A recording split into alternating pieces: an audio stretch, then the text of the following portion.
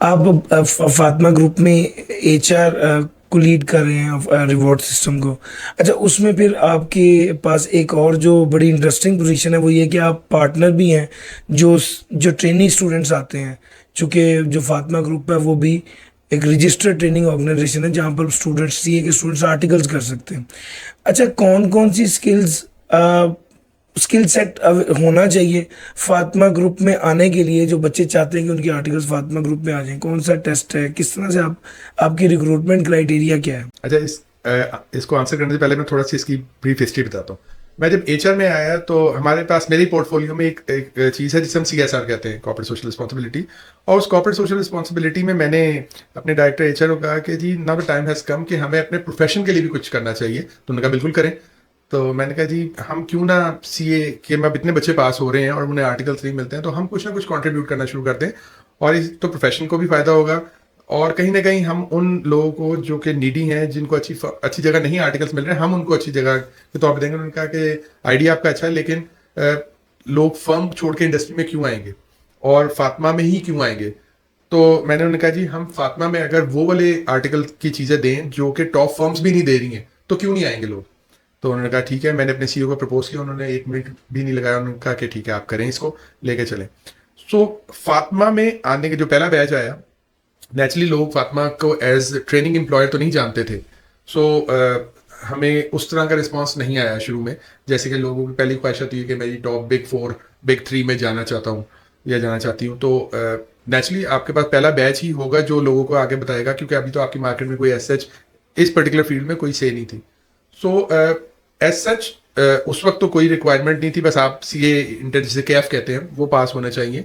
Over the period of time जब ये हम कर रहे थे, तभी मैंने आई कैप में ये बता दिया था कि जी हम आर्टिकल्स में वो चीज़ें कराएंगे जो पाकिस्तान में कोई और एम्प्लॉय नहीं करा रहा होगा। तो उन्होंने कहा जी ये कैसे हो सकता है और ऐसा क्या करा देंगे आप? तो उनका पहली बात तो ये कि मैं खुद भी चूंकि सीए की फील्ड से हूँ, मैंने आर्टिकल्स भी एक अच्छी फर्म से किए हुए हैं। सो मुझे पता है फर्म क्या कराती है।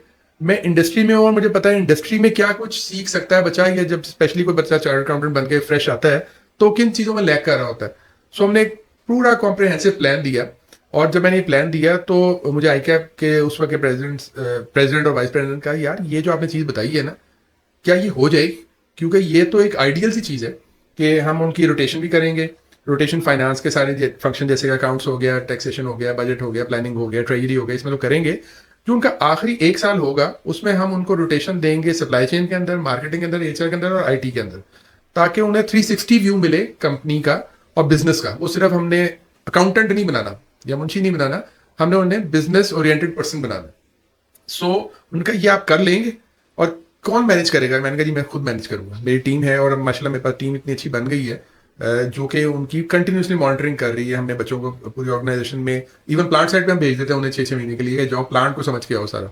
सो वो चीज़ें भी हो रही हैं। नेचुरली जब पहला दूसरा तीसरा बैच हुआ तो, और हमारे जो एक फीडबैक, क्योंकि मैं बहुत खुद क्लोजली मॉनिटर कर रहा होता हूँ, और फर्म्स में जैसे पार्टनर और एक नए स्टूडेंट के दरमियान इतनी लेयर्स होती हैं। वो एक सेमी सीनियर होगा, फिर सीनियर होगा, सुपरवाइजिंग सीनियर होगा, assistant manager, manager, senior manager, फिर पार्टनर। पार्टनर की तो शक्ल ही कभी कभी नजर नहीं आती है, आपके पार्टनर को नाम ही नहीं पता होते बच्चों के। और हम भी बहुत डरते थे पार्टनर के सामने, 1.5 साल से पहले हम गए नहीं थे। ऐसा कोई चीज़ मैं नहीं रखी। अब जो बच्चा आता है वो पहले दिन से मुझे अप्रोच कर सकता है, मेरे पास अपनी ज़ाती चीज़ें ला के कर सकता है, जो उसे मसले आ रहे हैं, चाहे उसके आर्टिकल्स में है, अगर कोई चीज़ करना चाहता है, कुछ समझना चाहता है या एजुकेशन। सो वो हम सारी चीज़ें कर रहे हैं। अब चूंकि नेचुरली अब फातिमा एक नाम बन गया है उसका, क्योंकि अब हमारे पास 5 बैच आ गए हैं। तो अब हमारे पास वुड यू बिलीव के इस बार 977 एप्लीकेशन आई थी और हमने 5 लोग रखे थे। और इसमें नेचुरली मेरे पास इतने रेफरेंस आ रहे थे, और रेफरेंस ऐसे आ रहे थे कि जिनको मैं इनकार भी नहीं कर पा रहा था। कुछ मेरे पुराने सीनियर्स थे, कुछ ऐसे लोग थे जो मेरे बहुत क्लोज दोस्त हैं या अच्छी पोजीशंस पे हैं अभी, उन्होंने रेफर कर दिया। इस तरह मेरे पास रेफरेंस के इतने आ गए थे केस कि मुझे समझ नहीं आता मैं करूँ क्या। फिर मैं उन्हें कहता था यार मैं आपका बच्चा रख लूँगा, मेरी ये कुछ हमारी ऑर्गेनाइजेशन की कंडीशंस है जिसके ऊपर आप आए, जैसे कि आपने इतने अटैम्प्ट्स में किया है, आपके एकेडमिक रिकॉर्ड ये हैं। सो अब इतने ज़्यादा बच्चे पास हो जाते हैं कि आपके पास चॉइसेस बड़ी हो जाती हैं।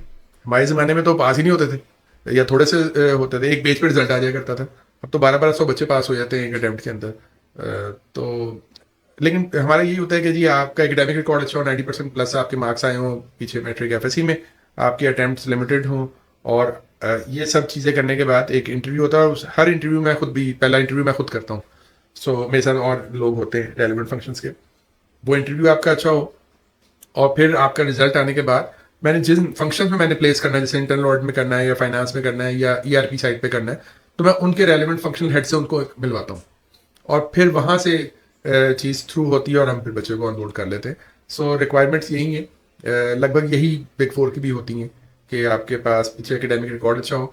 हम रेफरेंस के तौर पे हाँ ये ज़रूर कर लेते हैं कि उस बच्चे को इंटरव्यू में तो ले आएंगे, बट हम उसे करते फेयर हैं। सो ये मैं बता भी देता हूँ अपने रेफरेंस वालों को कि जी मैं सारी चीज़ तो शायद मैं स्क्रीन भी नहीं कर पा रहा, इतनी ज़्यादा लिस्ट आ जाती है लोगों की, लेकिन मैं इनको फेयर मौका दूंगा, इंटरव्यू में आए, परफॉर्म करें और आ जाए फॉर्म के अंदर और आर्टिकल स्टार्ट करें। तो ये है तरीका।